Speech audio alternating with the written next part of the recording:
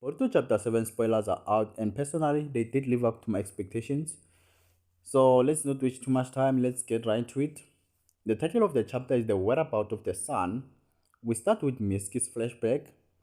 He has a monologue saying, I'm in the moon, floating in the darkness. I cannot emit light on my own. That's why I need you. As long as the sun, which is you, shines upon me, I can also shine in the darkness of the moon. I can find a reason to live and feel alive. It's the first time I felt that it's okay to be here, thinking that I can illuminate brightly Kawaki. Back to the present, Boruto asks, what happened to Kawaki? I thought he was my pursuer. Mitsuki says, does it even matter? Right now, I'm the one you are facing. Then Shikamaru explains everything as to what happened to Kawaki and how Mitsuki ended up being his pursuer. Then Mitsuki drops a bombshell on us, which is gonna sting for a lot of Kawaki fans. Mitsuki says, I think I understand your strength. Defeating Code alone is a level that goes beyond the norm. In my opinion, the current Kawaki is not a match for you. I can't let him be killed, even if it costs me my life. Boruto says, stop it, Mitsuki. If Kawaki can level up to me, that means you are the same. They continue to fight and there are dialogues in between. And Boruto finally defeat all Mitsuki's shadow clones. So in this fight, Boruto doesn't use any shadow clones, doesn't activate his karma. It's Mitsuki who actually makes shadow clones and snake clones. So after defeating all Mitsuki's shadow clones, Boruto finally checkmates Mitsuki and he puts his sword on Mitsuki's neck, and Mitsuki says, just do it. Boruto says, with a single thought, you come to kill me with the determination to die. Rather than saying you are coming to kill me, it's more like you are in despair, just reckless. Mitsuki says, what did you say? Recklessness. You just being reckless. What did you say?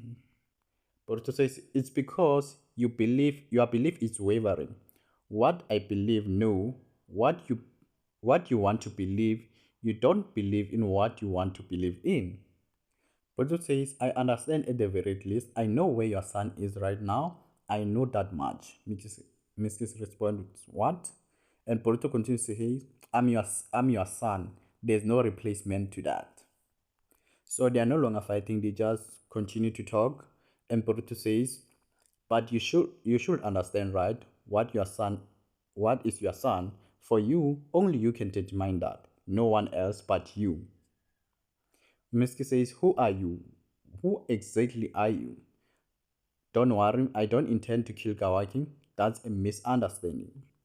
And Mitsuki asks, why did you kill Lord 7? Boruto says that the 7th Hokage is alive. He is safe, and therefore Mitsuki and Ino are shocked by this revelation. Boruto goes on says, Mara also.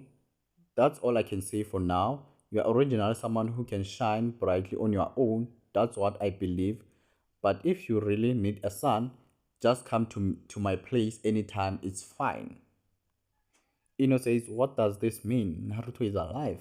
Shikamaru says, hurry and move, Boruto. I want to talk.